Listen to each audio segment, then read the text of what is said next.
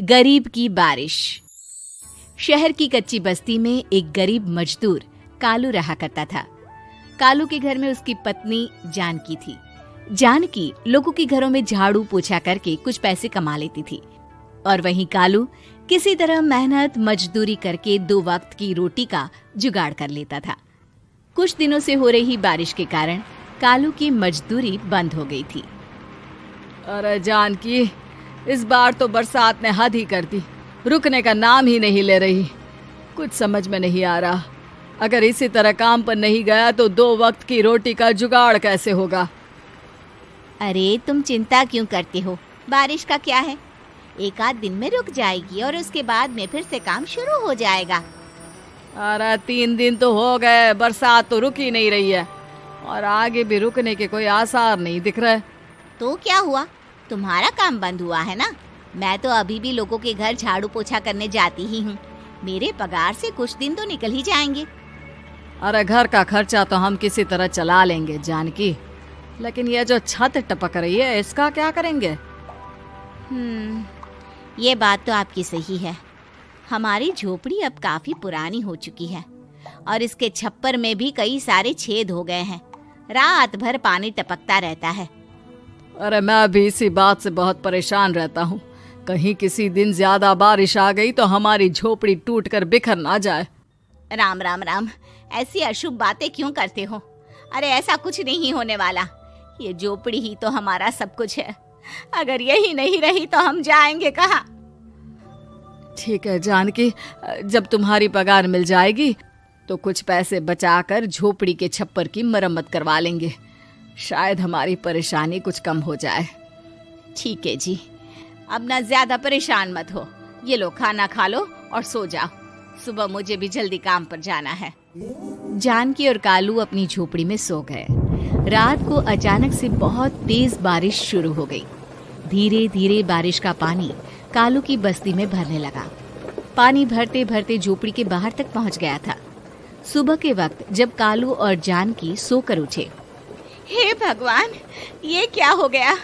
बारिश का पानी तो हमारे घरों तक पहुंच चुका है। अब मैं काम पर कैसे जाऊंगी? रहने दो जानकी, तुम आज काम पर मत जाओ। ऐसे पानी से निकल कर जाओगी और बीमार पड़ गई तो लेने के देने पड़ जाएंगे। लेकिन अगर नहीं गई तो मालकिन लोग नाराज हो जाएंगे। आप जानते हैं ना, बड़ी मुश्किल से 1 दिन की छुट्टी भी नहीं देती है। अरे लेकिन जानकी, झोपड़ी के बाहर तो पूरी बस्ती में पानी भरा है, तुम जाओगी कैसे?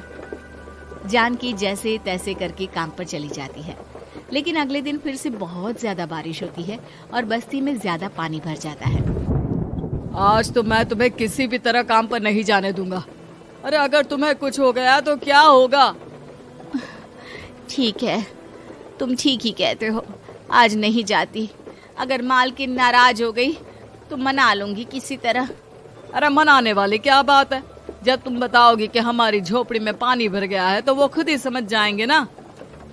अगले 2 दिन तक तेज बारिश होने की वजह से जानकी, कालू और आसपास की बस्ती में रहने वाले सभी लोगों के घरों में पानी भर जाता है, जिसकी वजह से जानकी काम पर नहीं जा पाती।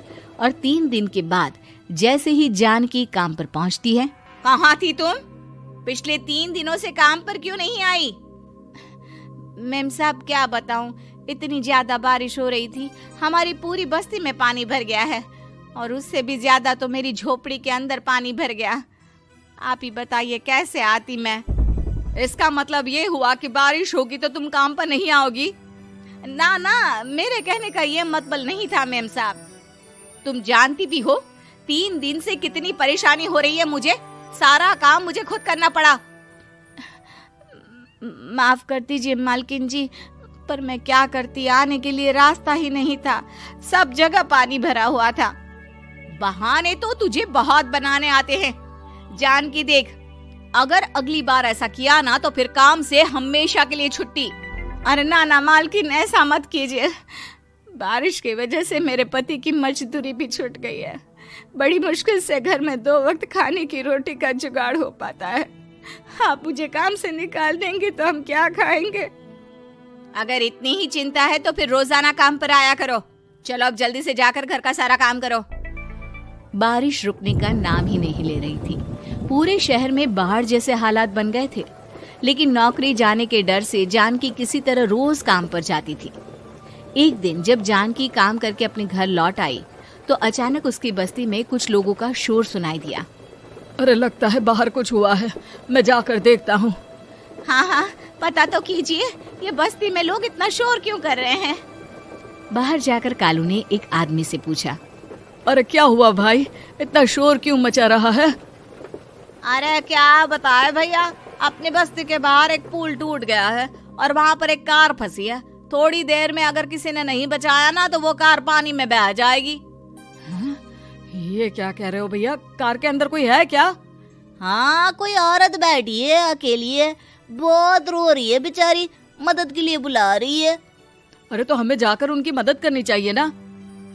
अरे लेकिन इसमें बहुत खतरा है, हमें अपने आप को बचाना चाहिए, पानी कभी भी हमारी बस्ती की तरफ आ सकता है। अरे तुम्हें नहीं चलना तो मत चलो, लेकिन मैं तो जाकर उस औरत की मदद जरूर करूंगा। कालू उस जगह पर पहुंचता है जहां वो औरत कार में फंसी हुई थी। वहां पर पानी का बहाव बहुत तेज था और सारा पानी कालू की बस्ती की तरफ ही आ रहा था। कालू ने एक बड़ी सी रस्सी को पेड़ से बांध दिया और दूसरे सिरे को कार की तरफ फेंक दिया और उस औरत को रस्सी के सहारे बाहर आने के लिए कहा। तभी वहां जानकी भी दौड़ती हुई आई। अरे ये तो मेरी मालकिन है, जिनके यहाँ मैं काम करने जाती हूँ। अरे मैडम जी, आप डरिएगा मत, आपको कुछ नहीं होगा। आपकी गाड़ी को भी मैंने रस्सी से बांध दिया है। थोड़ी देर में पानी का बहाव कम हो जाएगा, फिर हम आपकी कार को भी बाहर निकाल लेंगे। क्या तुम जानकी के पति हो? हाँ हाँ, जानकी मेरी ही पत्नी है, आपके यहाँ काम करती है ना।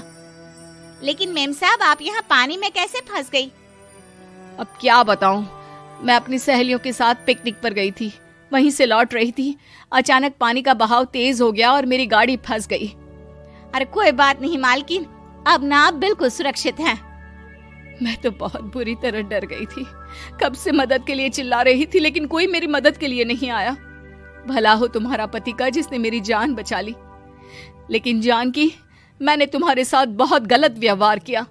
इतने खराब मौसम और बाढ़ में भी तुम्हें काम पर आने के लिए कहा, नौकरी से निकालने की धमकी भी दी, और तुमने मेरी जान बचाई। मुझे माफ कर दो।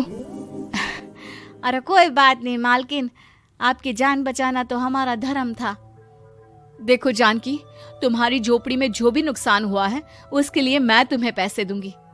आज तुम्हारे पति ने मेरी जान बचाई है और आज के बाद मैं तुम्हें कभी भी नौकरी से निकालने की धमकी नहीं दूंगी। आज मैं तुम्हारी परेशानी को अच्छी तरह समझ चुकी हूँ। हम जैसे पैसे वाले लोगों के लिए अपने घर में बैठकर बारिश का मजा लेना बहुत आसान है, लेकिन तुम गरीब लोगों के लिए बाढ़ और बारिश काफी परेशानी खड़ी कर देते हैं। ये बात मुझे आज अच्छी तरह समझ आ गई है। आपका बहुत बहुत धन्यवाद मालकिन।